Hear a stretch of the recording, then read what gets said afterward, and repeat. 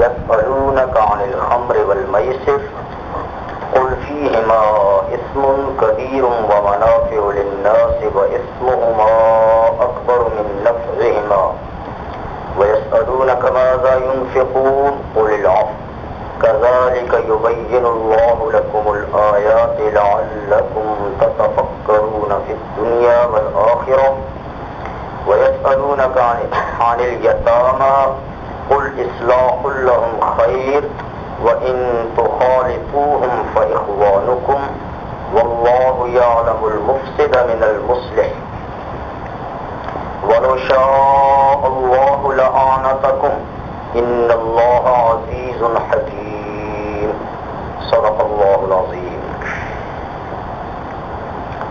سورہ البقرہ کی آیت نمبر 219 اور 220 آپ کے سامنے تلاوت کی گئی۔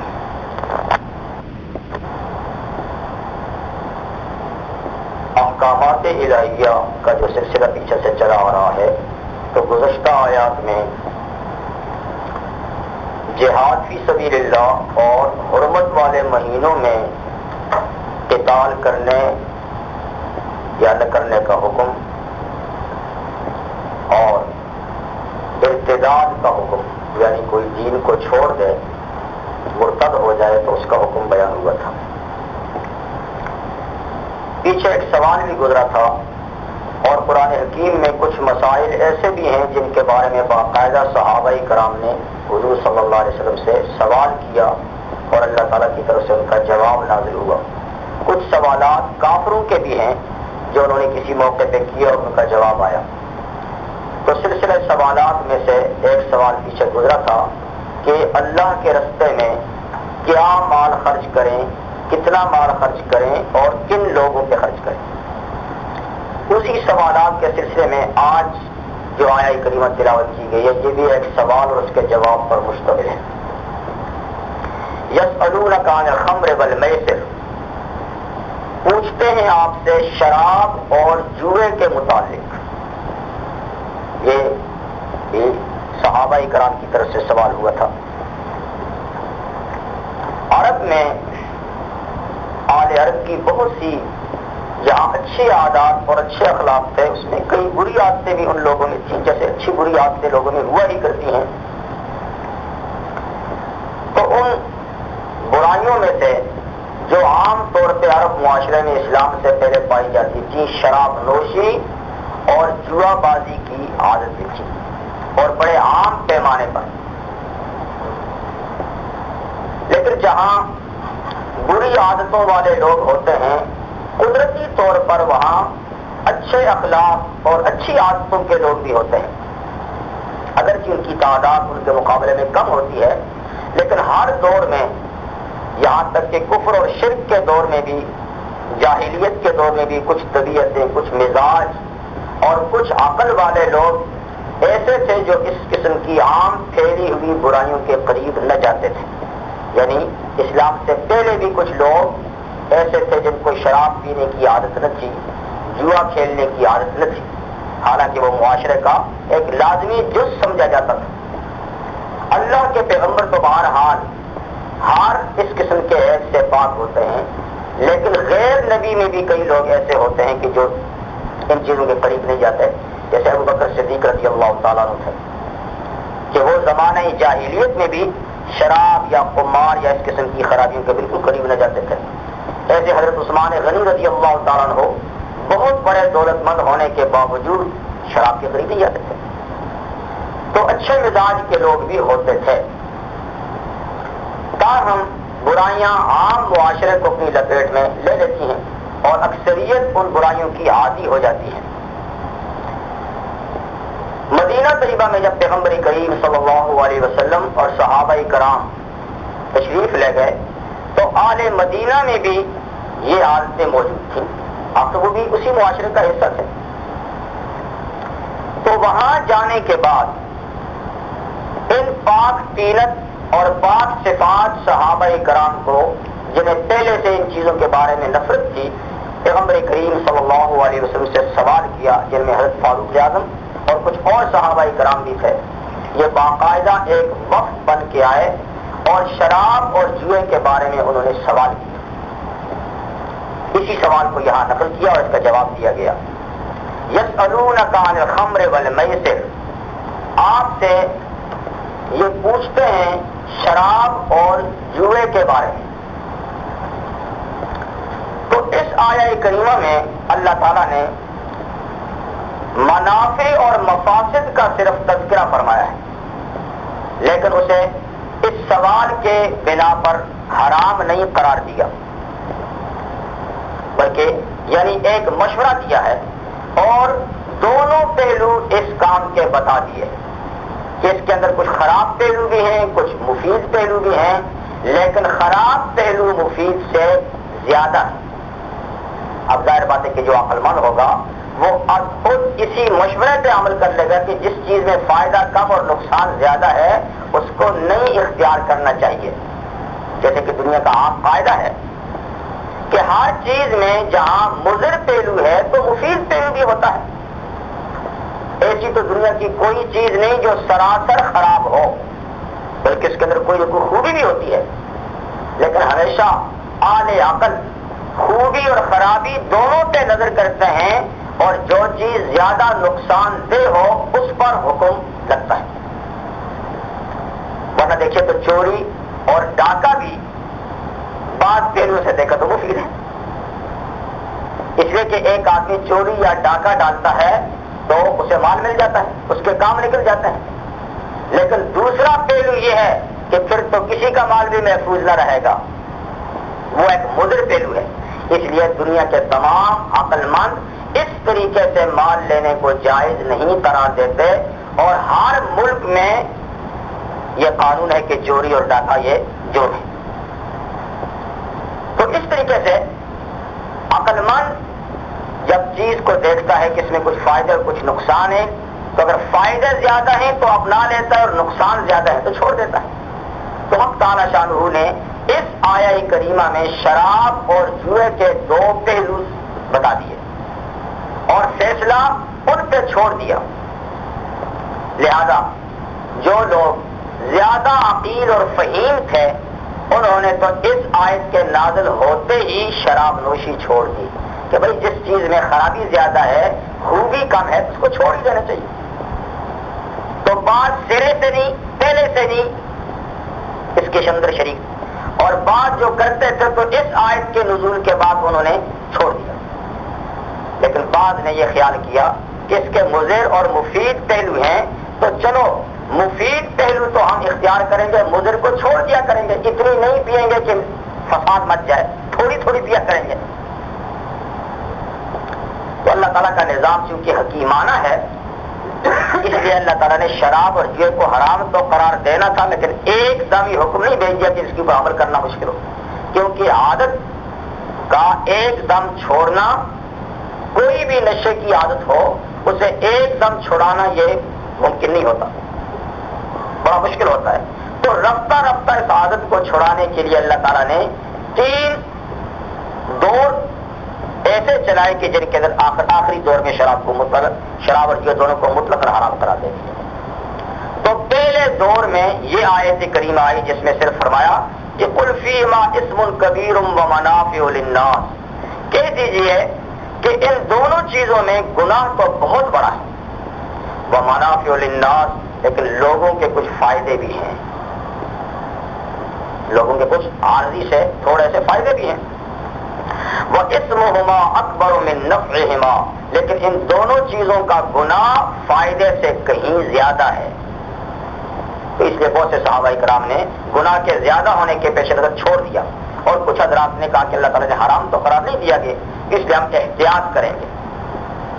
چنانچہ ایک موقع پہ حضرت عبد الرحمن ابن عوف رضی اللہ تعالیٰ نے چند صحابہ کرام کی دعوت کی مدینہ منورہ، اور دعوت میں انہوں نے جو کھانا کھلایا تو کھانے کے اختتام پر پینے پلانے کا دور چلا، اس لیے کہ شراب آل عرب کی تو گھٹی میں جیسے پڑی ہوئی تھی، پانی کی جگہ اس کو استعمال کرتے تھے. اب دور چلا، شراب پی تو ظاہر بات ہے کہ اس کا نشہ آیا، اور اتنے میں مغرب کی نماز کا وقت ہو گیا.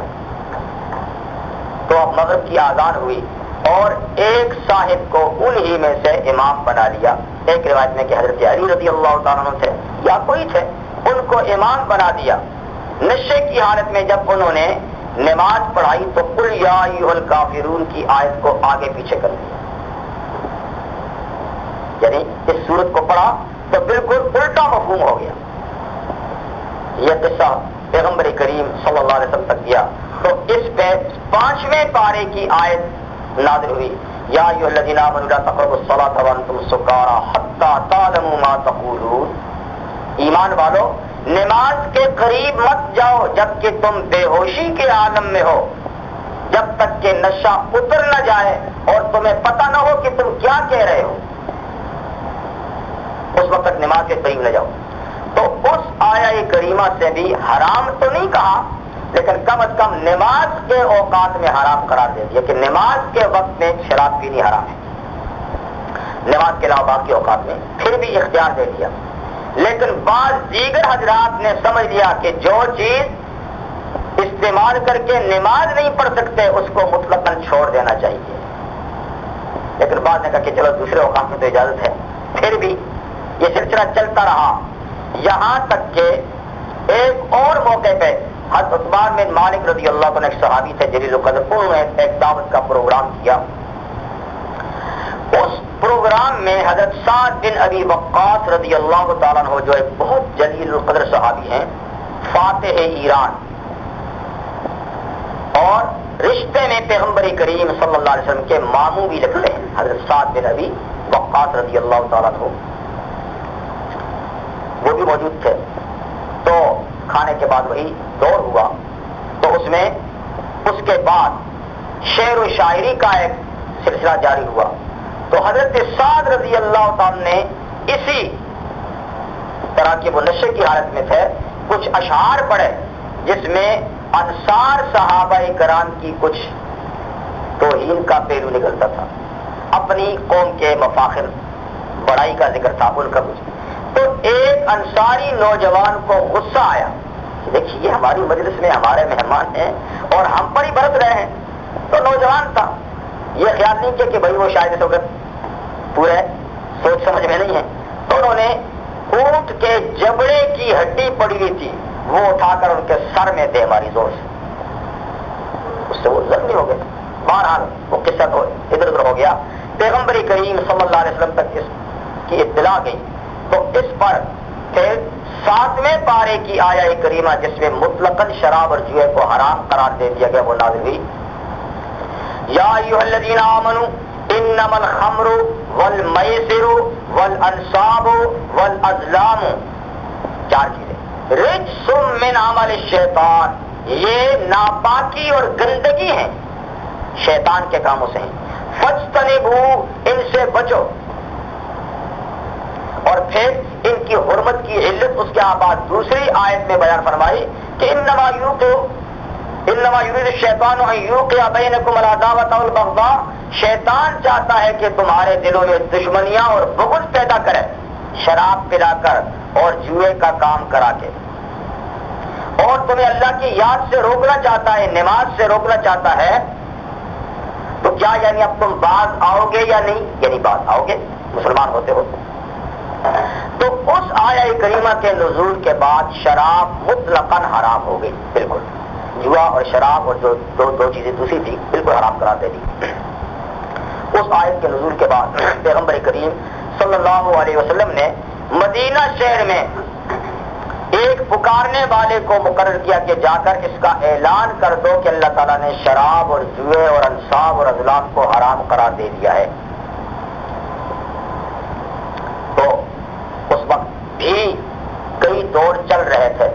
ایک محفل میں جس کے ساتھی حضرت انس بن مالک رضی اللہ تعالیٰ عنہ، حضرت انس نوجوان صحابی تھے حضور صلی اللہ علیہ وسلم کے خادم خاص، مگر کہیں ان کو اس دعوت میں بلایا تھا اور پلانے کی خدمت ان کے ذمہ تھی. وہ فرماتے ہیں کہ میں اس محفل کا ساتھی تھا تو میں نے لوگوں کو گلاس اور جام ہاتھوں میں تھما دیے تھے، کسی کے ہاتھ میں تھا، کوئی منہ کی طرف لے جا رہا تھا، کسی نے ابھی ہونٹ تک پہنچایا ہی تھا کہ کان میں آواز پڑ کی لوگوں شراب حرام ہو چکی ہے. تو فرماتے ہیں کہ جس کا ہاتھ جہاں پر تھا آگے نہیں بڑھا، جس کا ہاتھ جہاں تھا ہونٹ کے قریب تھا تو واپس ہو گیا، ہاتھ میں تھمایا ہوا تھا تو نیچے آ گیا، تو وہ سب کے سب جام نہ صرف بہا دیے گئے بلکہ برتن بھی توڑ دیے گئے۔ پیغمبر کریم صلی اللہ علیہ وسلم نے اعلان فرما دیا کہ جتنے جتنے بھی شراب کسی کے پاس بنی ہوئے ایک جگہ میں اکٹھی کر دی جائے۔ تو کئی حضرات نے تو از خود ہی سارے مٹکے توڑ دیے اور گلیوں میں اس کو بہا دیا، اور اس اعلان کے بعد کہ اکٹھی کرو تو سب اکٹھی کی گئی۔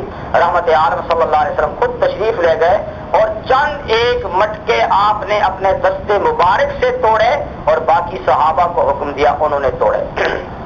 یہ ایک ایسا منظر تھا کہ صحابہ فرماتے ہیں کہ اس دن مدینہ کی گلیوں میں شراب یوں بہ رہی تھی جیسے کہ تازہ تازہ بارش سے پانی گلیوں میں بہتا ہے، اور اس کثرت سے شراب بہائی گئی کہ کئی دنوں تک جب بارش ہوتی تھی تو بارش میں اس کے ذرات ملنے سے شراب کی بو گلیوں میں آتی تھی، تو ایک برتن بھی اور ایک گھونٹ بھی حکم نازل ہونے کے بعد کسی نے نہیں چھوڑا، حالانکہ وہ پانی کی طرح پی جاتی تھی، ان کی گھٹی بھی شامل۔ ایک صحابی رحمت عالم صلی اللہ علیہ وسلم کے جن کا بزنس ہی شراب کا تھا، ان کا کام تھا کہ وہ شام سے اعلیٰ قسم کی شراب سپلائی کرتے تھے مدینہ منورہ کے بازار کی۔ وہ اسی سلسلے میں گئے ہوئے تھے اور وہاں سے کئی ٹینکیاں جیسے کہ شراب کی وہ لے کر آئے تھے۔ ابھی مدینہ منورہ کے قریب ہی پہنچے تھے کہ کسی نے ان کے کان میں بات ڈالی کہ میں شراب تو حرام ہو چکی ہے۔ ان کی غیرت نے گوارا نہیں کیا کہ اس حال میں آ جائیں، انہوں نے وہ سارا اثاثہ، سارے مٹکے اور سارے مشکیزیں اور جو بھی تھے وہ ایک پہاڑی پہ رکھ دیے اور خود چل کے تحقیق کے لیے کہ واقعہ صحیح ہے یا نہیں پیغمبر کریم صلی اللہ علیہ وسلم کی خدمت میں حاضر ہوئے۔ عرض کی کہ میں نے یہ خبر سنی ہے، اس کی تصدیق کے لیے آیا ہوں۔ حضور نے فرمایا بالکل ٹھیک ہے۔ دوسرے نمبر پر لڑکی کہ آقا آپ کو پتا ہے کہ میرا تو کاروبار ہی یہ ہے، تو میں تو لایا ہوں وہ مال، وہ پہاڑی پر رکھا، میں کیا کروں؟ یعنی کیا کرنے میں یہ بھی ہو سکتا ہے کہ کسی کافر پہ بیچ دو، کیا کرنے میں یہ بھی ہو سکتا ہے کہ واپس اس مارکیٹ میں لے جاؤ، لیکن حضور نے کیا فرمایا کہ وہ سب تمہیں توڑ کر بہانی پڑے گی، اس کی اب بیچنے کی بھی ضرورت نہیں، اس کو کسی کافر کو ہدیہ کرنے کی بھی ضرورت نہیں، اصل خریداروں سے اس کو واپس کرنے کی بھی اجازت نہیں، وہ تو بہانی ہی پڑے گی۔ وہ سیدھے گئے، اور یاد رکھیں کہ یہ ان کا واحد بزنس تھا، دوسرا کوئی کاروبار تھا ہی نہیں، اور اس وقت کے لحاظ سے پتہ نہیں پورا سرمایہ ان کا وہی تھا، لیکن بالکل بے فکری سے گئے اس پہاڑی کی چوٹی پر اور ایک ایک کر کے وہ ٹینکیاں آپ نے خالی کر دی اور سب اثاثہ اپنا بہا دیا، سارا اثاثہ انہوں نے بہا دیا۔ اس کو کہتے ہیں تعمیل حکم، اس کا نام ہے تعمیل حکم۔ یہ ہے حضور صلی اللہ علیہ وسلم کی تربیت، یہ ہے آپ کا تزکیہ صحابہ کرام کا، ورنہ عادت اور بری عادت اور شراب کی عادت اور نشے کی عادت ایک دم چھوٹ جائے۔ آپ کو یاد ہوگا کہ اس ملک میں بھی شراب تو ایسی چیز ہے کہ جس کی خرابی ہر عقل مند سمجھتا ہے، اور یہ بھی بیچارہ دن رات روتا ہے کہ لیکن اب ایسے پھنسے ہیں کہ نکل نہیں سکتے۔ تو ایک مرتبہ یہاں یہ کوشش ہوئی کہ اس کو بند کیا جائے قانوناً، تو پہلے لوگوں کی ذہن سازی کی خوب اچھی طریقے سے، ٹی وی سے، ریڈیو سے، اخبارات سے، رسائل سے، جرائد سے کہ یہ ایسی خرابیاں۔ اب جب یہ سمجھے کہ اب خوب لوگ سمجھ گئے کہ یہ خراب ہے تو بل پیش کیا اس کی رکاوٹ کا، اور بل پاس ہو گیا کہ آج کے بعد اس ملک کے اندر شراب نوشی ممنوع ہے قانوناً۔ ہوا کیا تاریخ میں ہوا کیا کہ جس دن بل پاس ہوا اس دن سابقہ شراب نوشی کا بھی ریکارڈ لوگوں نے توڑ دیا۔ اتنی لونڈائی کہ اس قانون کے پاس ہونے سے پہلے اتنی کبھی نہیں پی، مجبور ہو کر ان کو اپنا قانون واپس لینا پڑے، اس لیے کہ قانون بنانے اور قانون پاس کرنے سے باتیں نہیں ہوتی جب تک کہ قانون پہ عمل درآمد کے لیے ذہن اور دل و دماغ، تو صرف یہ کہ شراب نوشی کرنے والے کو اتنے مہینوں کی جیل ہو جائے گی یا اتنے ڈالرز کو جرمانہ ہو جائے گا، اس سے کہاں لوگ باز آتے ہیں۔ اگر کوئی باز آتا ہے تو صرف عقیدہ آخرت کی بنیاد کہ دیکھو اگر تم اس سے باز نہیں آؤ گے تو قیامت کے دن پھر انتہائی ذلت آمیز عذاب کا سامنا کرنا پڑے گا. تو اسلام نے جتنے بھی قوانین دیے ہیں پہلے سب سے ذہن اور دل و دماغ میں آخرت کا تصور اور وہاں کی جزا و سزا کا عقیدہ دلوں میں بٹھایا, پھر قانون دیا ہے, اور پھر قانون دینے کے بعد کیا ہوا, اس قانون پہ عمل ہوئے. تو پیغمبر کریم صلی اللہ علیہ وسلم نے اپنے ارشادات میں بھی ان دونوں چیزوں کے مفاسد کا بڑے تفصیل سے ذکر فرمایا. شراب کی بابت حضور کا ارشاد ہے کہ شراب کیا ہے, ام الخبائث, یہ ساری خباثتوں کی جڑ ہے. ام الفواحش, تمام فحش کاموں کا یہ اثر ہے. پیغمبر کریم صلی اللہ علیہ وسلم نے 10 آدمیوں پر جو شراب سے متعلق لعنت فرمائی. انگور نچوڑنے والا, اس سے شراب بنانے والا, بیچنے والا, خریدنے والا, اس کو لوڈ کرنے والا, اس کو سپلائی کرنے والا, پلانے کے لیے پیش کرنے والا, پینے والا, یعنی کسی بھی درجے میں کوئی آدمی اس کاروبار میں کسی طریقے سے بھی شریک ہے تو فرمایا کہ وہ ملعون ہے, اس پہ خدا کی پھٹکار ہے. اور اس کی قیمت کو حضور نے حرام اور نجس قرار دیا ہے, اس لیے کہ ناپاک اور حرام چیز کی قیمت بھی حرام اور ناپاک ہوتی ہے. حرام چیز کی قیمت بھی حرام اور ناپاک ہوتی ہے. اسی کا یہ نتیجہ تھا کہ حکم آتے ہی اس کا ایسا زبردست یعنی استقبال کیا گیا اور اسے قبول کیا گیا کہ اس کے بعد پھر اس کے قریب کوئی نہیں پھٹکا. ایک واقعہ مجھے یاد آتا ہے, میں آپ کی دلچسپی اور معلومات کے لیے سنانا چاہتا ہوں. اب کئی بہانے ہیں ہم لوگوں کے پاس حرام کاموں کو جواز کی سند دینے کے لیے. کچھ کہتے ہیں کیا کریں جناب, یہ تو غیر مسلم ملک ہے. اور غیر مسلم ملک ہے تو غیر مسلم ملکوں ہی میں تو جا کر اسلام نے ان کو اسلامی بنایا ہے. یہ کوئی بہانہ ہے؟ کیا یہاں خدا نہیں ہے؟ کیا یہاں اللہ کا قانون نہیں ہے؟ اور کیا یہاں آپ حلال چیزیں نہیں کر سکتے؟ ایسی کوئی بات نہیں, لیکن ایک شیطانی دھوکہ ہے. دیکھیے, شراب کے بارے میں ائمہ میں اس بارے میں اختلاف ہے کہ کیا علاج کے طور پہ بھی شراب کی کوئی خاص مقدار جائز ہے یا نہیں. اگرچہ بعض علماء نے اس کا فتویٰ دیا ہے کہ انتہائی خطرے کی حالت میں جب اور کوئی حلال دوا میسر نہ ہو اور کوئی حکیم یا ڈاکٹر جو دیندار اور مسلمان ہے وہ کہے کہ اس کا یہی واحد علاج ہے, تو بعض ائمہ نے اس کی بقدر ضرورت بقدر علاج اجازت دی ہے. لیکن پھر بھی عام فقہا اس کی اجازت نہیں دیتے علاج کے لیے بھی, اس لیے کہ حضور صلی اللہ علیہ وسلم کا یہ ارشاد ہے کہ جب آپ سے ہی پوچھا گیا تھا تو حضور نے یہ فرمایا تھا کہ یہ تو خود بیماری ہے, اس میں شفا کہاں ہے. کہ آپ سے پوچھا گیا تھا کہ حضور علاج کے لیے بھی, آپ نے فرمایا کہ یہ تو خود بیماری ہے, تو جو چیز خود بیماری ہے اس میں شفا کہاں ہے. تو بہرحال واقعہ یہ ہے کہ یہ بیماری ہے اور اس میں شفا نہیں. یہ اور بات ہے کہ کسی کو دوسرے علاج میسر نہیں ہے اور اس کو معلومات نہیں ہے اور وہ غلطی سے اس میں شفا سمجھتا ہے تو سمجھتا ہے, لیکن واقعہ یہ ہے کہ یہ کسی بیماری کا علاج نہیں ہے. کیا آپ کو واقعہ سنانا چاہتا تو آپ کو سلطان نور الدین زنگی رحمہ اللہ کا نام شاید کچھ واقفیت ہوگی آپ کو, نہیں تو سلطان صلاح الدین ایوبی کو تو سبھی جانتے ہیں. سلطان صلاح الدین ایوبی رحمہ اللہ کہ یہ آقا ہے.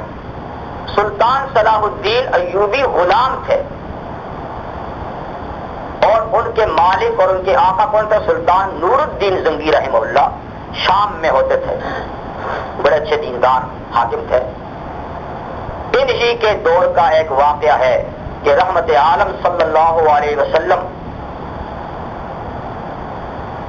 کی ذات اقدس کو قبر میں تکلیف پہنچانے کا ایک منصوبہ یہودیوں نے کھڑا تھا کہ ان کو قبر سے نکال کے کہیں لے جائے. یہ واقعہ ہوا ہے تاریخ میں. تو دو یہودی انتہائی نیک اتوار بن کے داڑیاں جبے قبے رو پگڑی رکھ کے تو یہ بڑا سرمایہ لے کر مدینہ میں آئے مسلمان بن کر اور کچھ عرصے تک وہاں رہے. خوب لوگوں کو اپنی طرف مائل کیا, اپنا معتقد بنایا اور خوب بڑے پاک باز اور پارسا بن کے وہاں رہنے لگے. دن کو تو پارسائی ہوتی تھی اور رات کو یہ کام کہ وہ سرنگ ایک انہوں نے لگائی تھی اور کھدائی کرتے کرتے کرتے وہ روضہ اقدس کے قریب پہنچ گئے. یہ دور تھا سلطان نور الدین زنگی رحمہ اللہ کی حکومت کا. ان کو خواب میں پیغمبر کریم صلی اللہ علیہ وسلم آئے اور کہا نور الدین آپ یہاں بیٹھے ہیں اور دشمن میری ہڈیاں نکالنے کے لیے آیا ہوا ہے. کہا کا کیسا؟ کہا بس ایسی ان کی شکل ہے, ایسی ان کی پہچان ہے. بس وہ فوراً وہاں سے مدینہ منورہ چلا. مدینہ منورہ چلا تو وہ بڑے نیک لوگ تھے, نیک حاکم تھا, نیک بادشاہ تھا, آل مدینہ کی بھی بڑی قدر کی اور کئی عرصے تک لوگوں سے ملاقاتیں کرتا رہا تاکہ معلوم کروں کہ جو حلیہ آقا نے بتایا وہ کون لوگ ہیں. لیکن یہ دو صاحب تو اپنے کمرے سے نکلتے نہیں تھے. باقی سارا مدینے کے لوگ آئے, ان کو ہدایا اور تحائف بھی دیے, لیکن وہ آدمی نظر نہ آئے جو ان کو دکھائے گئے تھے. آخر انہوں نے پوچھا کہ بھائی اور بھی کوئی مدینہ میں ہے؟ کہا جی اور تو کوئی نہیں. بھائی دیکھو کوئی نہ کوئی تو ہوگا. آخر کسی نے کہا جی دو ہیں پارسا لوگ, لیکن وہ تو بادشاہوں سے کیا تعلق رکھتے, وہ تو بڑے اللہ والے. کہا ان اللہ والوں سے تو میں نے ملنا ہے, ان کو بھی ملاؤ. بہرحال ان کو جب مجبور کر کے لایا گیا تو پہچان گئے کہ یہ وہی ہے, یہ وہی ہے. اور آپ نے خاص لوگوں سے ظاہر کیا کہ یہ ایسے ہیں. لوگوں کو یقین نہیں آتا تھا ایسے. بہرحال تحقیق ہوئی کہ یہ کہاں سے کیا کرتے ہیں تو پتہ چلا کہ جس کمرے میں رہتے ہیں وہیں سے انہوں نے سرنگ لگائی. ان کا کام ہے کہ رات کو کھدائی کرتے ہیں اور مٹی نکال کے جنت البقیع یا کہیں دور دور پھینک آتے ہیں. پتا کہ یہ لمبا کام بڑا صبر آزما کا ہے. اور دن کو اس پہ تختہ ڈال کے اوپر اپنا مصالہ بچھا دیتے ہیں. پتہ ہی نہیں. بڑی تلاش کی کہ سرنگ کیا, پھر آخر جب مصالہ اٹھایا تو دیکھا یہ رستہ ہے. بار لوگ پکڑے گئے اور ان کو تو کیسے کردار تک پہنچا دیا. اور اس نے رحمت عالم صلی اللہ علیہ وسلم کے روضہ اقدس کے چاروں طرف اتنی گہرائی خندق کھود کے سیسا بھر دیا کہ کوئی ماں کا لال آئندہ کے لیے حرکت کر ہی نہ سکے. تو عرض یہ کرا تھا کہ یہ نور الدین زنگی بڑے پارسا تھے. ان کا انتقال ہوا تو ان کے بیٹے تھے اسماعیل زنگی, نوجوان, باپ کے بعد اقتدار اس کو مل گیا. بادشاہ کا دور تھا, وہ بھی بڑے لائق نوجوان تھے اسماعیل زنگی رحمہ اللہ.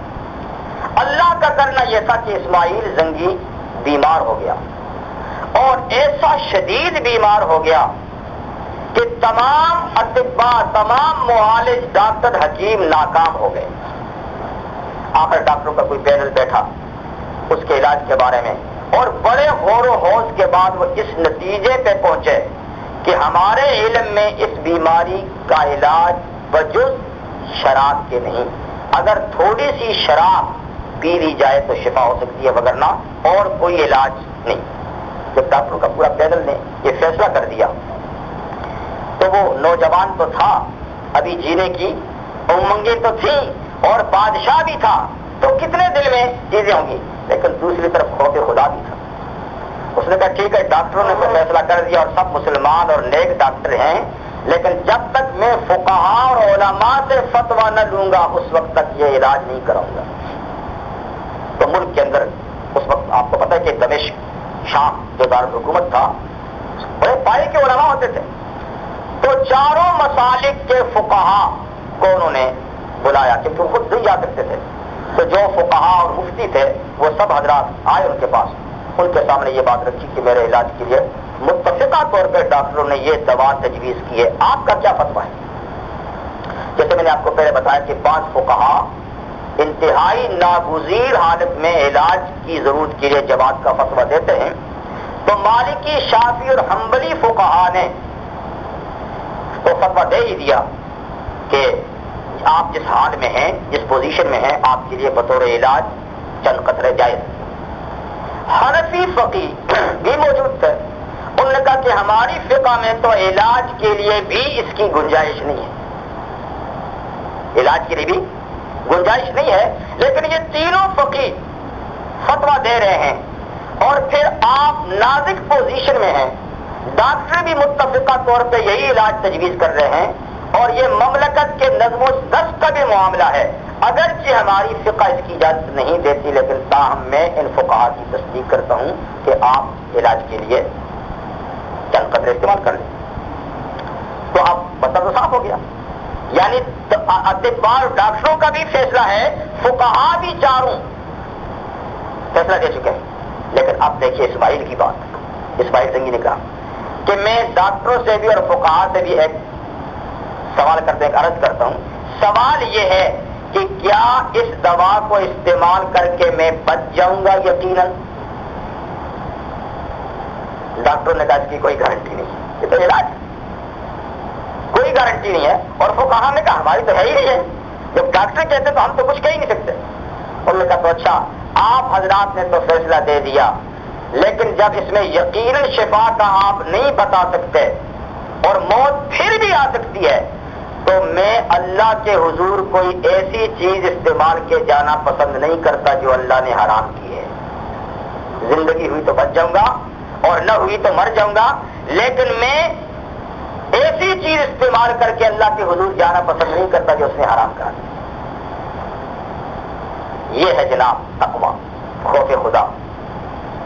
حالانکہ شرعی لحاظ سے اس کو اجازت تھی اور قیامت کے اللہ تعالیٰ اس کی گرفت نہ کرتے، اس لیے کہ سارے علماء نے بھی اس کو فتویٰ دے دیا تھا، لیکن پھر بھی یہ خوف خدا ہے۔ تو اصل بات یہ ہے کہ جب تک خوف خدا نہ ہو، انسان کے لیے کئی گناہوں کے لیے بہانے بن جاتے ہیں۔ اور جی فلاں مولوی صاحب نے کہا تھا، میں تو فلاں سے پوچھ کے آیا ہوں، اور پوچھتے بھی ان سے ہیں جن سے توقع ہوتی ہے کہ ہماری مرضی کا بتا دیں گے۔ زیادہ تر پوچھتے بھی ایسی ہی جگہ سے جا کر ہیں کہ جہاں سے توقع ہو کہ شاید یہ ہماری مرضی کی بات، اس لیے کہ کرنا جو ہوتا ہے کام، فیصلہ تو دل نے پہلے سے کر لیا ہے، اب جواز کے لیے دلائل تلاش کیے جاتے ہیں۔ تو بہرحال شراب ناپاک ہے، نجس، اس کو قرآن حکیم میں رجس کا ہے، رجس کا معنی ہے ناپاک۔ تو ایک دوسری بات مجھے یاد آ گئی ہمارے اپنے ملک کی، جب ذوالفقار علی بھٹو مرحوم جب وزیر اعظم تھے تو سرحد میں مفتی محمود رحمہ اللہ وزیر اعلیٰ تھے، وہ اپنے قومی اسمبلی کے قائد بھی تھے اس زمانے میں۔ تو ایک دن ایسے جب ملاقات ہوئی تو باتوں باتوں میں بات چلی، تو وہ تو آپ کو پتا ہے کہ پینے پلانے والے تھے، تو مفتی صاحب سے جب بات ہونے لگی کہنے لگا مفتی صاحب آپ عجیب آدمی، آپ نے صوبہ سرحد میں اس کو حرام یعنی ممنوع قرار دے دیا ہے اور آپ مولوی لوگ کہتے ہیں یہ حرام ہے، تو آپ بتائیے قرآن میں کہاں لکھا ہے کہ حرام ہے؟ قرآن میں کہاں لکھا ہے؟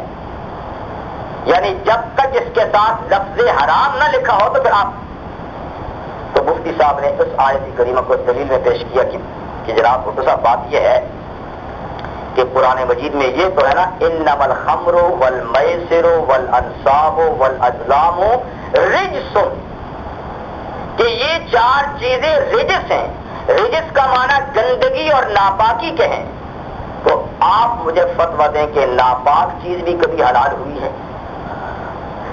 ناپاک چیز بھی، تو ناپاک چیز تو ہمیشہ حرام ہی ہوتی ہے، اب اس کے لیے لفظ حرام لگانے کی ضرورت کیا ہے؟ جبکہ اللہ تعالیٰ نے ایک سخت لفظ اس کے لیے کہہ دیا۔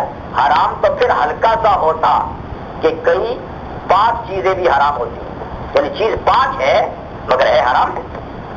دیکھیے انسان کا گوشت پاک ہے یا نہیں، لیکن کھانا اس کا حرام ہے۔ مٹی پاک ہے مگر اس کا کھانا حرام ہے۔ تو ہر حرام نجس نہیں ہوتا، لیکن ہر نجس حرام ہوتا ہے۔ کوئی ایسی ناپاکی دنیا میں بتائیں جو ناپاک ہے اور پھر وہ حلال ہو؟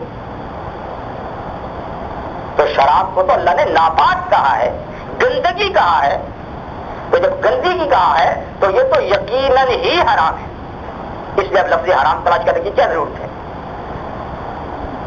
تو اس لیے شراب کا ایک قطرہ بدن پہ لگ جائے تو دھوئے بغیر بدن پاک نہیں ہوتا، کپڑے پہ لگ جائے تو دھوئے بغیر کپڑا پاک،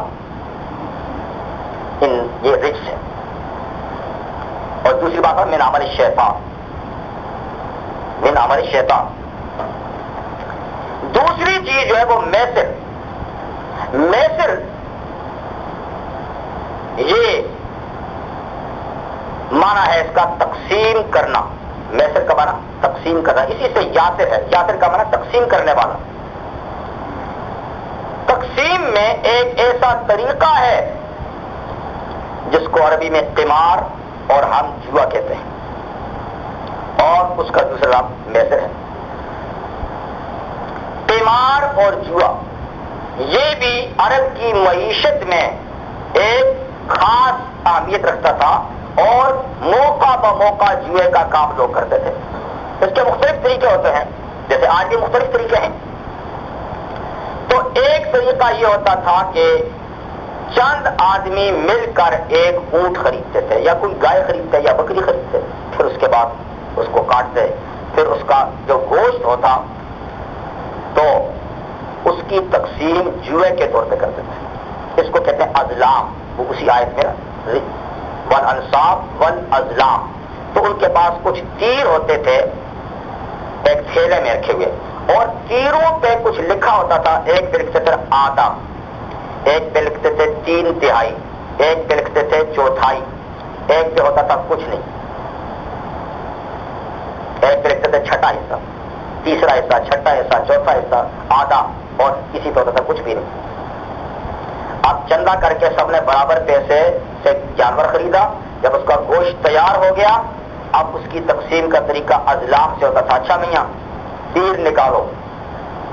اب ہر آدمی تیر نکالتا تھا, تو اس کے تیر پہ جتنا لکھا ہوتا تھا اتنا حصہ گوشت کا وہ لے لیتے تھے. اب پیسے تو ہر ایک نے برابر دیے ہیں, اور گوشت کسی کو آدھا, کسی کو تہائی, کسی کو چوتھائی, کسی کو چھٹا حصہ, اور کسی کے تیر پہ ہوتا تھا کچھ بھی نہیں, کچھ بھی نہیں. اب یوں تقسیم ہو جاتا تھا, تو یوں تقسیم ہونے کے بعد وہ اس کو کھاتے نہیں تھے خود, اس گوشت کو فقراء کو دیتے تھے, فقیروں محتاجوں کو, اور کہتے تھے یہ بہت بڑی نیکی ہے, بڑی سخاوت ہے. تو سخاوت تو ٹھیک ہے, لیکن سخاوت کا یہ طریقہ غلط تھا. سخاوت کا یہ طریقہ. اور کبھی ایسا ہوتا تھا کہ سب مل کر ایک اونٹ خریدتے تھے, اور پھر تقسیم اس طریقے سے کرنے کے بعد جس کے کھاتے میں کچھ بھی نہ آتا اس کو کہتے اس کی قیمت تو نے دینی ہے. یعنی دوسروں کو گوشت مفت میں مل گیا, اور جانور کی قیمت اس نے ادا کرنی ہے جس کے کھاتے میں کچھ پیسے بھی نہیں آئے. تو یہ ہے یعنی قمار کا ایک طریقہ یہ تھا. اس کے علاوہ اور بھی متعدد طریقے تھے. اسی لیے فقہاء نے فرمایا ہے کہ بچے جو گولیاں کھیلتے ہیں یہ بھی قمار ہے. بچے جو اخروٹ سے کھیلتے ہیں ہار جیت, تو قمار اصل میں کہتے ہیں ہار جیت کے کام کو, جس میں دو آدمی یا چند آدمی مل کر ہار جیت کی شرط لگائے کہ کوئی ہارے کوئی جیتے, کسی کو کچھ ملے کسی کو کچھ نہ ملے, تو اس کا نام ہے قمار, اور اس کا نام ہے میسر. یعنی ایک طرف سے فائدہ یقینی ہے اور ایک طرف سے نقصان یقینی ہے, ایک طرف سے فائدہ وہمی ہے, ایک طرف سے نقصان وہمی ہے. ہو سکتا ہے کہ فائدہ ملے, ہو سکتا ہے کہ نقصان اٹھانا پڑے. اس قسم کا کام قمار ہوتا ہے, اس کا نام ہے میسر. اس کو بھی قرآن حکیم میں کہا کہ یہ ناپاک طریقہ ہے. اگرچہ تھوڑا سا فائدہ ہے کہ ایک آدمی چند لمحوں میں لکھ پتی ہو سکتا ہے, کروڑ پتی بھی ہو سکتا ہے, اس کا تو بڑا فائدہ ہو گیا. لیکن دوسری طرف سے یہ کہ باقی جتنے حصے دار ہیں سب کے جیب تو خالی ہو گئے. اور اب تو ماشاءاللہ چند حصے داروں کی باتیں نہیں ہیں, اب تو لاٹریاں ایسی ہیں کہ پورے معاشرے کو کھا رہی. جگہ جگہ جو آپ نے لاٹریاں کھولی ہوئی ہیں, اب تو ملینوں کے حساب سے معاملہ ہے نا. تو ہر ایک کو لالچ ہے کہ رات کو میں شاید کئی ملین مجھے مل جائیں, میرے وارے نیارے ہو جائیں. تو اس میں ہر آدمی حصہ ڈالتا ہے. بھائی $4-5 کی کیا بات ہے؟ تو $4-5 کی کیا بات نہیں ہے. جب $4-5 لاکھوں آدمیوں کے جیبوں سے نکلیں گے تو یہ لاکھوں کا نقصان معاشرے کا ہے یا نہیں؟ اور پھر وہ سارا تقسیم تھوڑا ہوتا ہے. وہ جو یہ مہم چلاتے ہیں پتہ نہیں ان کا تو بہت بڑا حصہ ان کا ہوتا ہے, اور ایک خاص حصہ ہے جس کو پھر تقسیم کرتے ہیں. تو وہ بھی بیٹھے بیٹھے کما رہے ہیں, اور چند آدمیوں کو بیٹھے بیٹھے مل جائے گا, اور باقی سب کی جیبوں سے نکل جائے گا. تو تو بظاہر بڑا پرکشش طریقہ ہے، لیکن در حقیقت یہ دیمک ہے جو معاشرے کو چاٹ رہی ہے.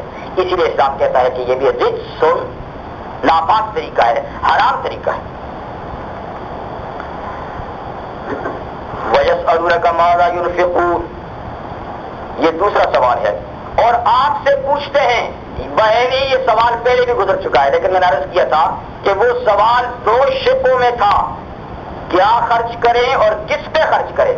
اور یہ بہنی سوال وہ ہے، لیکن اس کی ایک ہی شق ہے کہ کیا خرچ کریں، کیونکہ مصارف تو بتا دیں کن پہ خرچ کریں. اب کیا خرچ کریں؟ تو جواب ہے کہ قول العفو، آپ فرما دیجئے جو ضرورت سے زائد ہو، جو ضرورت سے زائد ہو. حضرت ابو ذر غفاری رضی اللہ عنہ کا مطلب تو یہ ہے کہ ضرورت سے زیادہ رکھنا جائز ہی نہیں ہے، وہ تو اس کو جائز ہی نہیں کہتے ہیں. بہرحال یہ ان کا انفرادی فتویٰ ہے کہ ضرورت سے زیادہ مال جمع رکھنا جائز ہی نہیں، اتنا رکھو جتنا تمہاری ضرورت ہے، باقی سب تقسیم کر دو. لیکن جمہور صحابہ اور فقہا کا یہی ہے کہ یہ حکم استحبابی ہے، وجوبی نہیں کہ جو ضرورت سے زیادہ تو ضرور لٹا دو. یعنی جو دینا چاہتے ہو تو ضرورت کا رکھ کے جو زائد ہے اس میں سے دو، جتنا چاہتے ہو دو.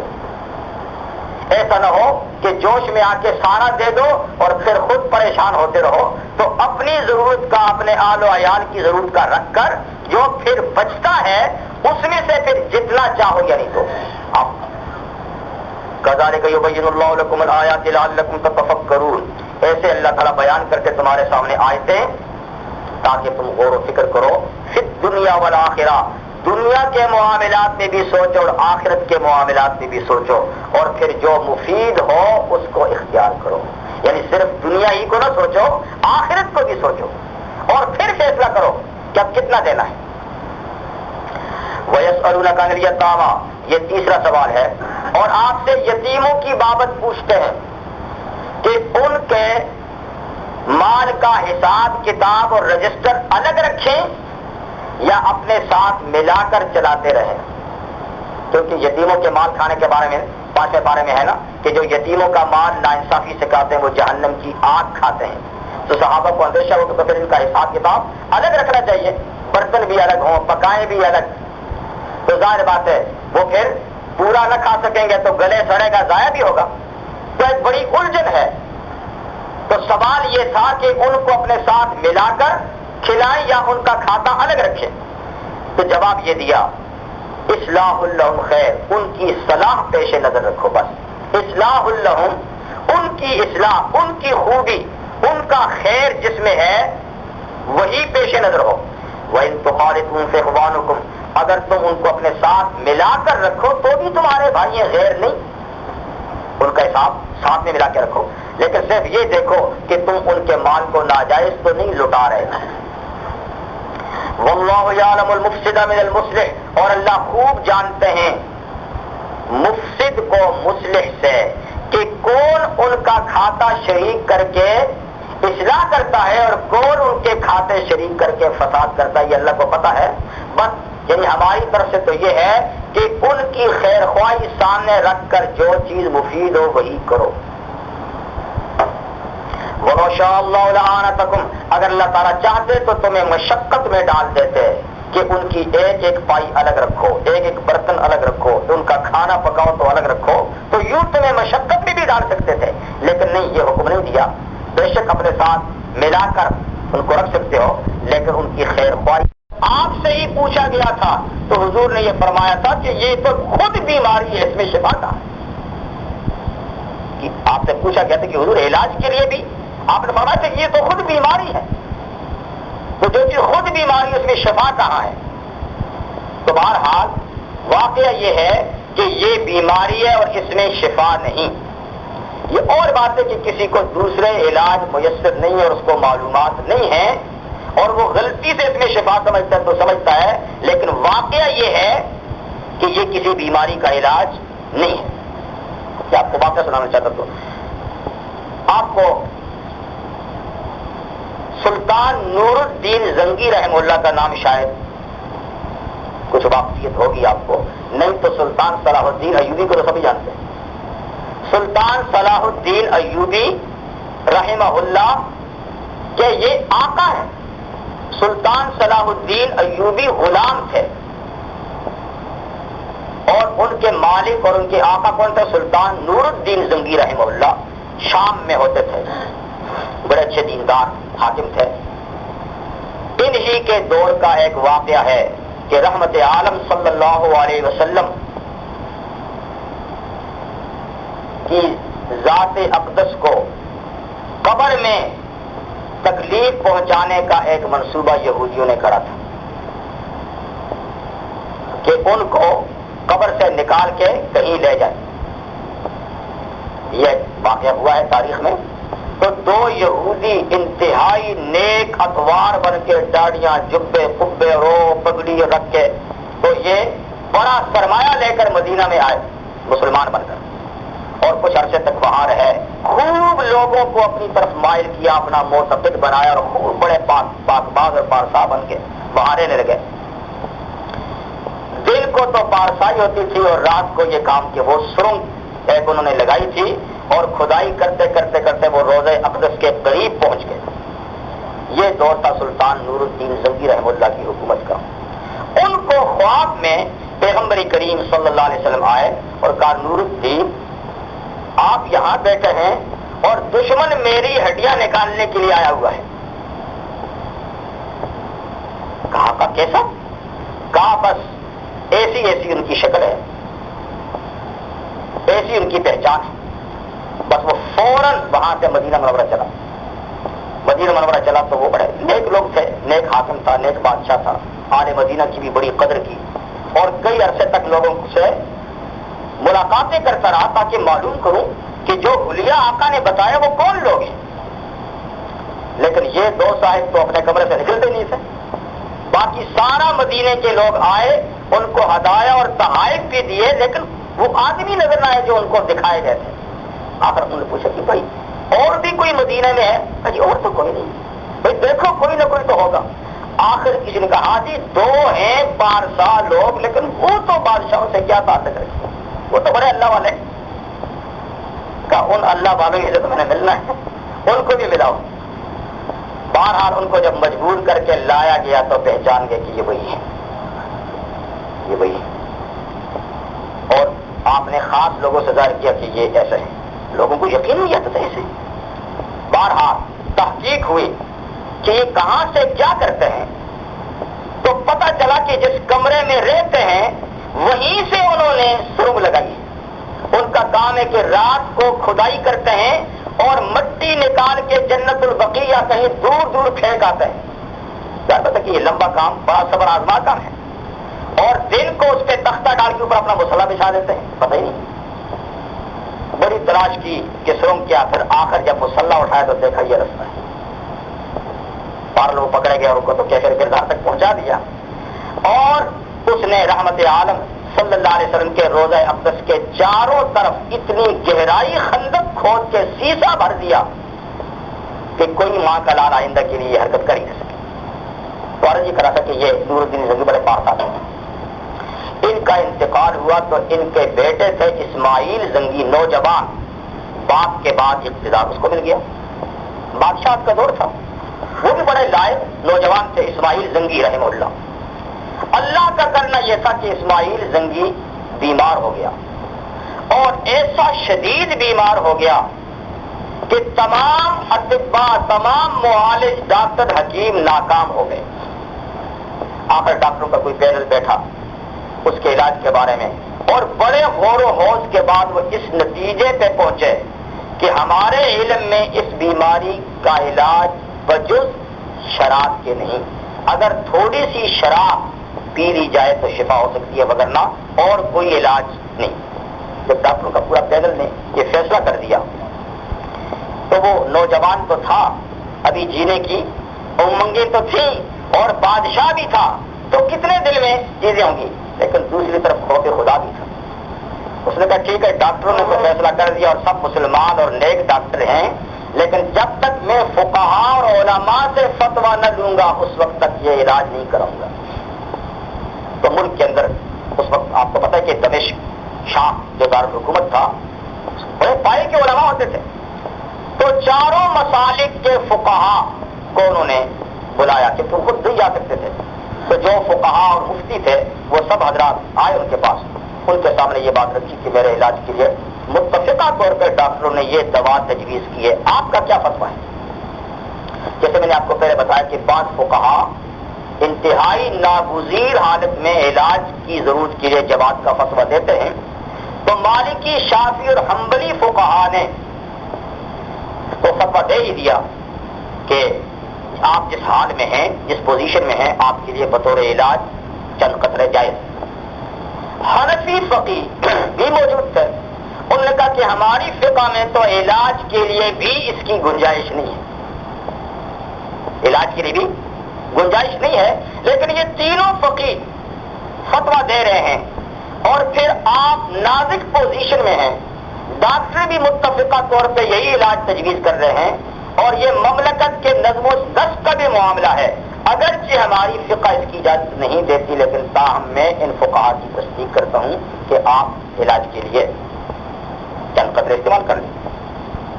تو اب پتہ تو صاف ہو گیا، یعنی اطباء ڈاکٹروں کا بھی فیصلہ ہے، فقہا بھی چاروں فیصلہ دے چکے ہیں۔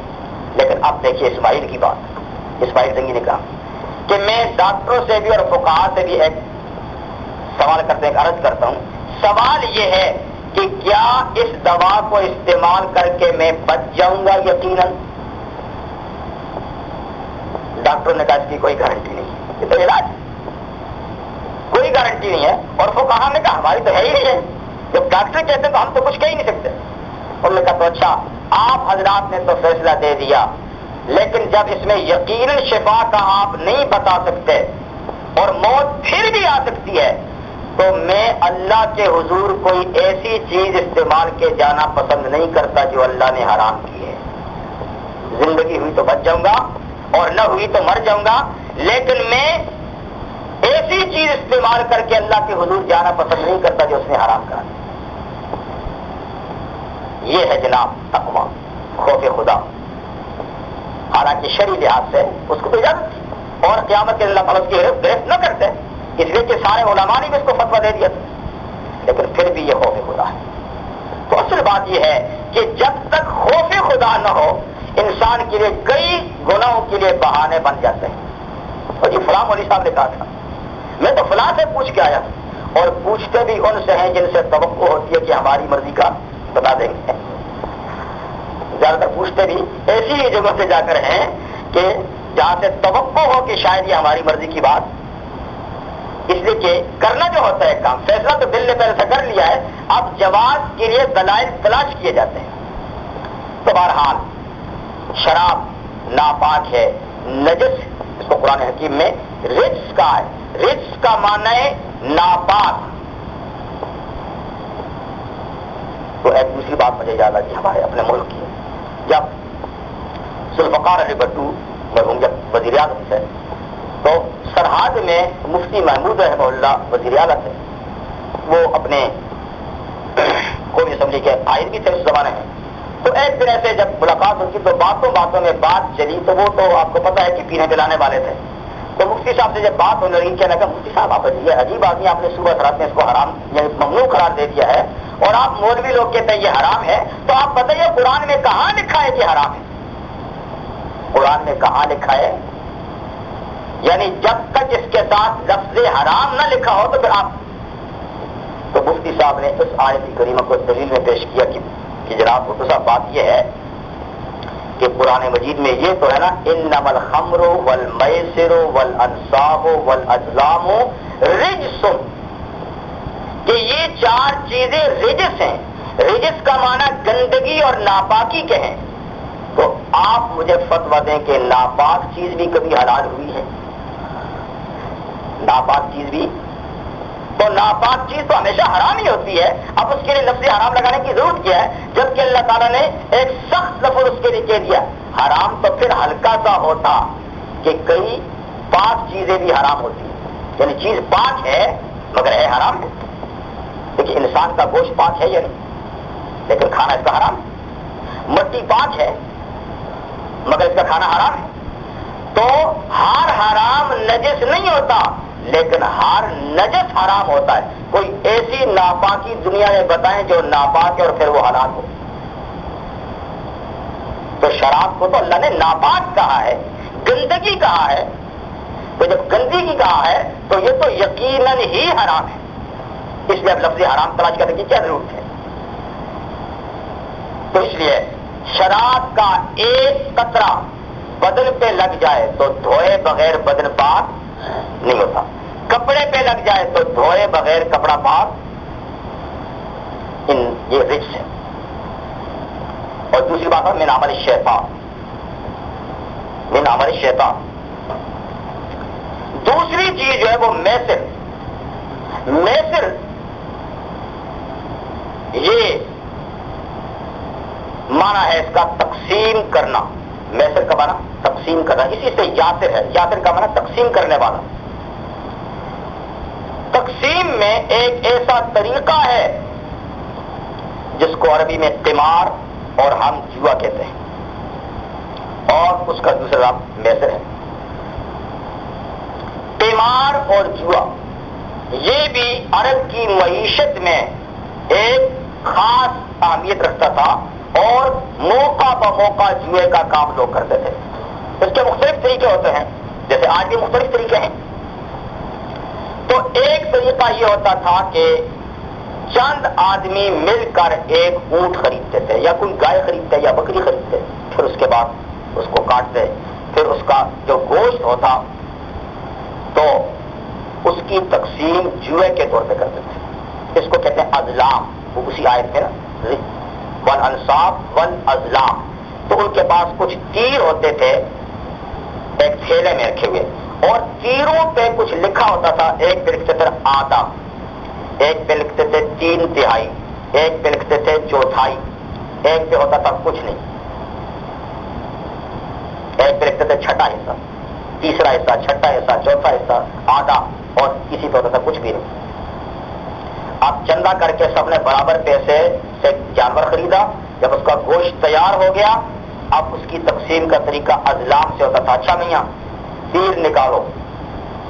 اب ہر آدمی تیر نکالتا تھا, تو اس کے تیر پہ جتنا لکھا ہوتا تھا اتنا حصہ گوشت کا وہ لے لیتا تھا. اب پیسے تو ہر ایک نے برابر دیے ہیں, اور گوشت کسی کو آدھا, کسی کو تہائی, کسی کو چوتھائی, کسی کو چھٹا حصہ, اور کسی کے تیر پہ ہوتا تھا کچھ بھی نہیں, کچھ بھی نہیں. اب یوں تقسیم ہو جاتا تھا, تو یوں تقسیم ہونے کے بعد وہ اس کو کھاتے نہیں تھے خود, اس گوشت کو فقراء کو دیتے تھے, فقیروں محتاجوں کو, اور کہتے تھے یہ بہت بڑی نیکی ہے, بڑی سخاوت ہے. تو سخاوت تو ٹھیک ہے, لیکن سخاوت کا یہ طریقہ غلط تھا. سخاوت کا یہ طریقہ. اور کبھی ایسا ہوتا تھا کہ سب مل کر ایک اونٹ خریدتے تھے, اور پھر تقسیم اس طریقے سے کرنے کے بعد جس کے کھاتے میں کچھ بھی نہ آتا اس کو کہتے ہیں اس کی قیمت تو نے دینی ہے. یعنی دوسروں کو گوشت مفت میں مل گیا, اور جانور کی قیمت اس نے ادا کرنی ہے جس کے کھاتے میں کچھ پیسے بھی نہیں آئے. تو یہ ہے یعنی قمار کا ایک طریقہ یہ تھا. اس کے علاوہ اور بھی متعدد طریقے تھے. اسی لیے فقہا نے فرمایا ہے کہ بچے جو گولیاں کھیلتے ہیں یہ بھی قمار ہے. بچے جو اخروٹ سے کھیلتے ہیں ہار جیت, تو قمار اصل میں کہتے ہیں ہار جیت کے کام کو, جس میں دو آدمی یا چند آدمی مل کر ہار جیت کی شرط لگائے کہ کوئی ہارے کوئی جیتے, کسی کو کچھ ملے کسی کو کچھ نہ ملے, تو اس کا نام ہے قمار اور اس کا نام ہے میسر. یعنی ایک طرف سے فائدہ یقینی ہے اور ایک طرف سے نقصان یقینی ہے, ایک طرف سے فائدہ وہمی ہے, ایک طرف سے نقصان وہمی ہے. ہو سکتا ہے کہ فائدہ ملے, ہو سکتا ہے کہ نقصان اٹھانا پڑے. اس قسم کا کام قمار ہوتا ہے, اس کا نام ہے میسر. اس کو بھی قرآن حکیم میں کہا کہ یہ ناپاک طریقہ ہے. اگرچہ تھوڑا سا فائدہ ہے کہ ایک آدمی چند لمحوں میں لکھ پتی ہو سکتا ہے, کروڑ پتی بھی ہو سکتا ہے, اس کا تو بڑا فائدہ ہو گیا. لیکن دوسری طرف سے یہ کہ باقی جتنے حصے دار ہیں سب کے جیب تو خالی ہو گئے. اور اب تو ماشاءاللہ چند حصے داروں کی باتیں نہیں ہیں, اب تو لاٹریاں ایسی ہیں کہ پورے معاشرے کو کھا رہی. جگہ جگہ جو آپ نے لاٹریاں کھولی ہوئی ہیں, اب تو ملینوں کے حساب سے معاملہ ہے نا. تو ہر ایک کو لالچ ہے کہ رات کو میں شاید کئی ملین مجھے مل جائیں، میرے وارے نیارے ہو جائیں، تو اس میں ہر آدمی حصہ ڈالتا ہے. بھئی $4-5 کی کیا بات ہے؟ تو $4-5 کی کیا بات نہیں ہے. جب $4-5 لاکھوں آدمیوں کے جیبوں سے نکلیں گے تو یہ لاکھوں کا نقصان معاشرے کا ہے یا نہیں؟ اور پھر وہ سارا تقسیم تھوڑا ہوتا ہے. وہ جو یہ مہم چلاتے ہیں پتہ نہیں ان کا تو بہت بڑا حصہ ان کا ہوتا ہے اور ایک خاص حصہ ہے جس کو پھر تقسیم کرتے ہیں. تو وہ بھی بیٹھے بیٹھے کما رہے ہیں اور چند آدمیوں کو بیٹھے بیٹھے مل جائے گا اور باقی سب کی جیبوں سے نکل جائے گا. تو بظاہر بڑا پرکشش طریقہ ہے لیکن در حقیقت یہ دیمک ہے جو معاشرے کو چاٹ رہی ہے. اسی لیے اسلام کہتا ہے کہ یہ بھی رجس ناپاک طریقہ ہے، حرام طریقہ ہے. وَيَسْأَلُونَكَ مَاذَا يُنْفِقُونَ، یہ دوسرا سوال ہے. اور آپ سے پوچھتے ہیں، بہنی یہ سوال پہلے بھی گزر چکا ہے لیکن میں نے عرض کیا تھا کہ وہ سوال 2 شقوں میں تھا، کیا خرچ کریں اور کس پہ خرچ کریں.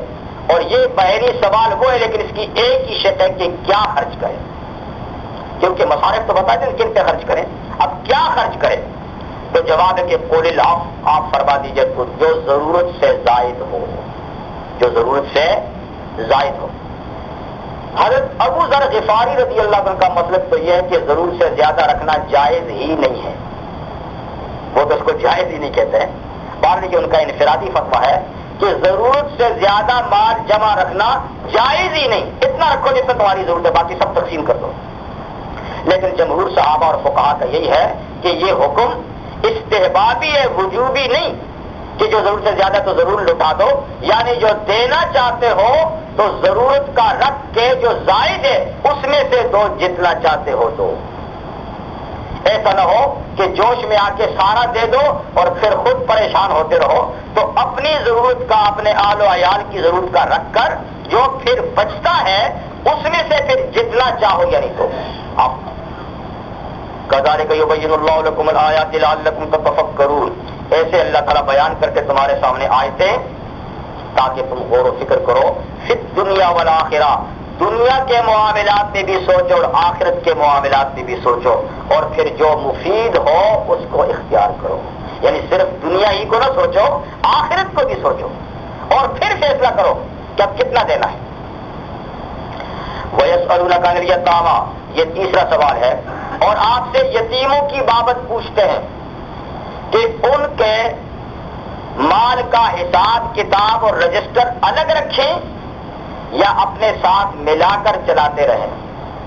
کیونکہ یتیموں کے مال کھانے کے بارے میں 5ویں پارے میں ہے نا کہ جو یتیموں کا مال ناانصافی سے کھاتے ہیں وہ جہنم کی آگ کھاتے ہیں. تو صحابہ کو اندیشہ ہو تو پھر ان کا حساب کتاب الگ رکھنا چاہیے، برتن بھی الگ ہوں، پکائیں بھی الگ. تو ظاہر بات ہے وہ پھر پورا نہ کھا سکیں گے تو گلے سڑے گا، ضائع بھی ہوگا. تو ایک بڑی الجھن ہے. تو سوال یہ تھا کہ ان کو اپنے ساتھ ملا کر کھلائیں یا ان کا کھاتا الگ رکھیں. تو جواب یہ دیا اصلاح لہم خیر، ان کی صلاح پیش نظر رکھو. بس اصلاح لہم، ان کی اصلاح، ان کی خوبی، ان کا خیر جس میں ہے وہی پیش نظر ہو. وَإِن تُخَالِطُهُمْ فَإِخْوَانُكُمْ، اگر تم ان کو اپنے ساتھ ملا کر رکھو تو بھی تمہارے بھائی ہیں، غیر نہیں. ان کا حساب ساتھ میں ملا کے رکھو، لیکن صرف یہ دیکھو کہ تم ان کے مال کو ناجائز تو نہیں لٹا رہے. واللہ یعلم المفسد من المصلح، اور اللہ خوب جانتے ہیں مفسد کو مصلح سے، کہ کون ان کا کھاتا شریک کر کے اصلاح کرتا ہے اور کون ان کے کھاتے شریک کر کے فساد کرتا ہے. یہ اللہ کو پتا ہے. بس یعنی ہماری طرف سے تو یہ ہے کہ ان کی خیر خواہی سامنے رکھ کر جو چیز مفید ہو وہی کرو. وَلَوْ شَاءَ اللَّهُ لَأَعَانَتَكُمْ، اگر اللہ تعالیٰ چاہتے تو تمہیں مشقت میں ڈال دیتے کہ ان کی ایک ایک پائی الگ رکھو، ایک ایک برتن الگ رکھو، ان کا کھانا پکاؤ تو الگ رکھو. تو یوں تمہیں مشقت میں بھی ڈال سکتے تھے، لیکن نہیں، یہ حکم نہیں دیا. بے شک اپنے ساتھ ملا کر ان کو رکھ سکتے ہو لیکن ان کی خیر خواہی پیش نظر ہو. ان اللہ عزیز الحکیم، بے شک اللہ تعالیٰ غالب اور حکمت والے ہیں. آگے ایک اور مسئلہ ہے انہی مسائل میں سے کہ وَلَا تَنكِحُوا الْمُشْرِكَاتِ حَتَّى يُؤْمِنْ، وَلَأَمَةٌ مُؤْمِنَةٌ خَيْرٌ مِّن مُشْرِكَةٍ وَلَوْ أَعْجَبَتْكُمْ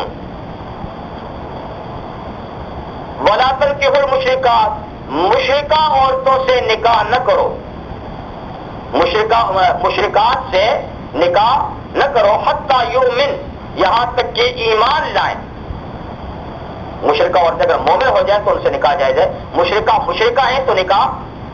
وَلَأَمَةٌ مُؤْمِنَةٌ خَيْرٌ مِّن مُشْرِكَةٍ وَلَوْ أَعْجَبَتْكُمْ اس کے مقابلے میں مومن باندی بہتر ہے مشرکہ عورت سے، اگرچہ وہ تمہیں اچھی لگتی ہو مال کے لحاظ سے یا جمال کے لحاظ سے یا خاندان کے لحاظ سے، لیکن تم مال جمال اور خاندان کو نہ دیکھو، ایمان کو دیکھو۔ مشرکہ عورت جیسی بھی ہو اس کے مقابلے میں باندی اچھی ہے۔ اسی طرح وَلَا تُنكِحُوا الْمُشْرِكِينَ حَتَّىٰ يُؤْمِنُوا اپنی عورتوں کو، اپنی بیٹیوں بہنوں کو، مشرک مردوں کو نکاح میں مت دو، حَتَّىٰ يُؤْمِنُوا یہاں تک کہ وہ مشرک مومن ہو جائے۔ وَلَا عَبْدٌ مُؤْمِنٌ اگر مومن مرد نہیں ملتا تو مومن غلام اچھا ہے مشرک مرد سے، وَلَوْ أَعْجَبَكُمْ اگرچہ مشرک مرد تمہیں مال جمال یا حسب کے لحاظ سے اچھا لگتا ہو۔ یہ اس لیے منع کیا ہے کافروں کے ساتھ تعلق ازدواجی، اس لیے منع کیا ہے کہ اولئک یدعون الی النار یہ کفار اور مشرکین اپنے عمل، اپنے اخلاق، اپنے کردار سے دوزخ کی آگ کی طرف دعوت دیتے ہیں، یہ تمہیں بھی ادھر لے جائیں گے۔ واللہ یدعو الی الجنۃ والمغفرہ اور اللہ تمہیں جنت کی طرف اور بخشش کی طرف دعوت دیتا ہے، تو ان کے ساتھ ازدواجی تعلق قائم کرنے سے کیا ہوگا؟ یعنی دین خراب ہوگا۔ وَيُبَيِّنُ آیَاتِهِ لِلنَّاسِ لَعَلَّهُمْ يَتَذَكَّرُونَ اور اللہ تعالیٰ لوگوں کے سامنے اپنی آیات بیان کرتے ہیں تاکہ وہ نصیحت حاصل کریں۔ تو مشرک مردوں سے کسی حال میں بھی، کافر مردوں سے کسی حال میں بھی مسلمان خاتون کا نکاح جائز نہیں، چاہے وہ اہل کتاب ہے چاہے غیر اہل کتاب ہے۔ لا ہن حل لہم ولا ہم یحلون لہن نہ وہ کافر مسلمان عورت کے لیے جائز ہے، نہ مسلمان عورت کافروں کے لیے حلال ہے، چاہے کوئی بھی ہو۔ لیکن مسلمان مرد کے لیے استثناء اہل کتاب عورت کے ساتھ نکاح، جیسے کہ چھٹے پارے میں ہے، بشرطے کہ وہ اہل کتاب ہو، اور صرف جواز ہے پھر بھی افضل نہیں، بہتر نہیں۔ مطلب کہ اگر کسی نے نکاح کر لیا تو اس کو زنا نہیں کہیں گے، اولاد پیدا ہوئی تو اس کو حرام کا نہیں کہیں گے، لیکن بہر صورت ایسی نکاح پھر بھی جائز نہیں۔ بات وہی ہوگی کہ وہ تمہیں جہنم کے راستے پہ لے جائے گی، اولاد کو بگاڑ دے گی۔ اسی لیے کسی دور میں بھی اہل کتاب عورتوں سے نکاح کو پسند نہیں کیا گیا، جواز اپنی جگہ میں ہے، مجبوری اپنی جگہ میں ہے، لیکن پسند نہیں کیا گیا۔ اور فاروق اعظم رضی اللہ عنہ کے زمانے میں جب شام میں مسلمان فوجوں نے وہاں کی عیسائی عورتوں سے نکاح کرنا شروع کر دیا تو آپ نے سختی سے ان کو روکا، آپ نے باقاعدہ سرکل بھیجا اور ان کو سختی سے روکا کہ یہ کام نہیں کرنا۔ تو جواز اپنی جگہ ہے لیکن اس کو مفاسد بھی تو ہے بہت سارے، تو ان مفاسد کو پیش نظر رکھ کے کوشش یہ کی جائے کہ مسلمان مرد کے گھر میں بھی مسلمان خاتون ہو جس سے اس کا دین اور اس کا ایمان محفوظ ہو۔ تو یہ تھی جناب آئے، تو چونکہ نماز کا ٹائم بہت قریب ہے۔ جی جی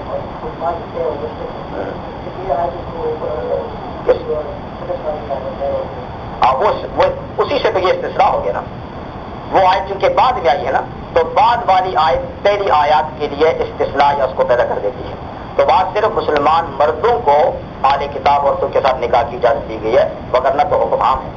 اور عام کافروں سے مسلمان عورتوں کے نکاح کی حرمت سورہ ممتحنہ میں 28ویں پارے میں میں نے پڑھی، لا ہن حل لہم ولا ہم یحلون لہم، نہ تو یہ خواتین ان کے لیے حلال ہیں نہ وہ ان کے لیے حلال ہیں۔